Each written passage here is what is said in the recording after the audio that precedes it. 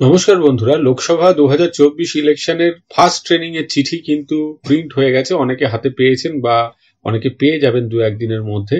এবং first training কবে হবে সেই ডেটটা কিন্তু সামনে এলো। এটা বাঁকুড়া ডিস্ট্রিক্ট ইলেকশন অফিসারের তরফ থেকে জারি করা নির্দেশিকা।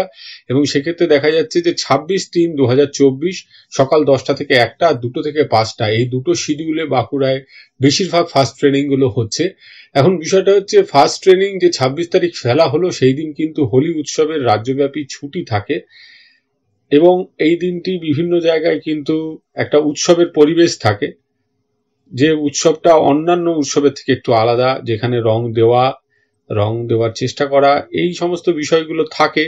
অনেকে এতে আনন্দে মাতলেন, অনেকে অস্বস্তি বোধ করেন, সব রকমই আছে। তো সেই দিনটিকে যদি বাদ দেওয়া যেত তাহলে বোধহয় ভালো হতো, কিন্তু সেটা সম্ভব হয়নি যে কোনো কারণেই হোক। বাঁকুড়া জেলার ক্ষেত্রে অন্তত 26শে মার্চ 2024 প্রথম ট্রেনিং। অন্যান্য জেলার ক্ষেত্রে কি আপডেট আসে, যদি কোনো আপডেট আসে জানাবো। আশেপাশের কোনো তারিখেই কিন্তু ভোটের ফার্স্ট ট্রেনিংটা হবে, যদিও এখনো লোকসভা ইলেকশন কিন্তু ডিক্লেয়ার হয়নি।